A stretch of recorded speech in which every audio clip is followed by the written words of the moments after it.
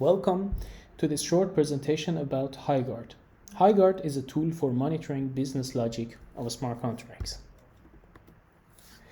Here you can see a simplified overview of how HighGuard works. It listens to transactions from any other contract or user or maybe exploits to our target contract that is actually modeled by us and tries to translate those transactions or sequences of transactions to events and activities in the DCR reference DCR specification of the contract.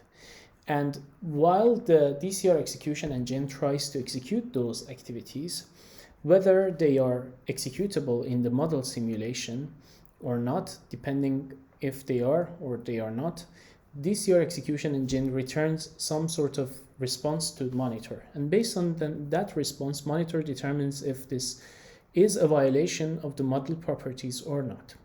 And it reports them to the user using the files that it generates for each trace of execution. Here you can see one of the DCR graphs that is used in our work to capture the business logic of the escrow contract.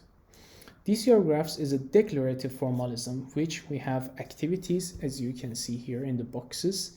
We have roles for those activities, and we have relations, the arrows, and that specify how or if the activities are executable.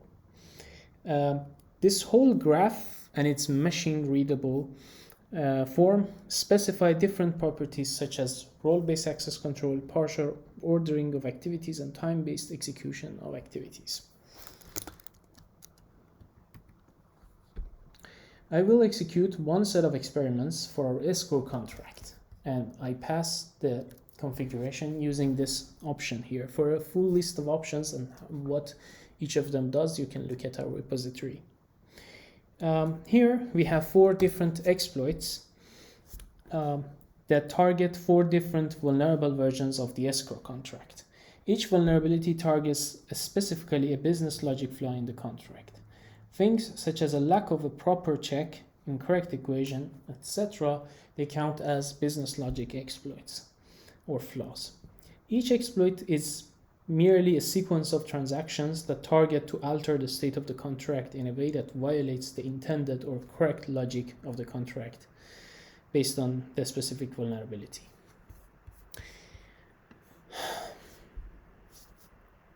Here you can see that 2 of the exploits are executed fully, successfully, and 2 of them at least failed partially.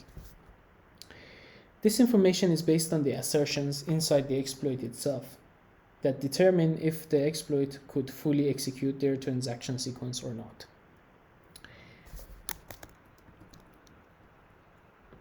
Now it's time to see if HighGuard could detect the violations of the contract's DCR model properties. To do this, we go to the results folder where the reports of these experiments are written to.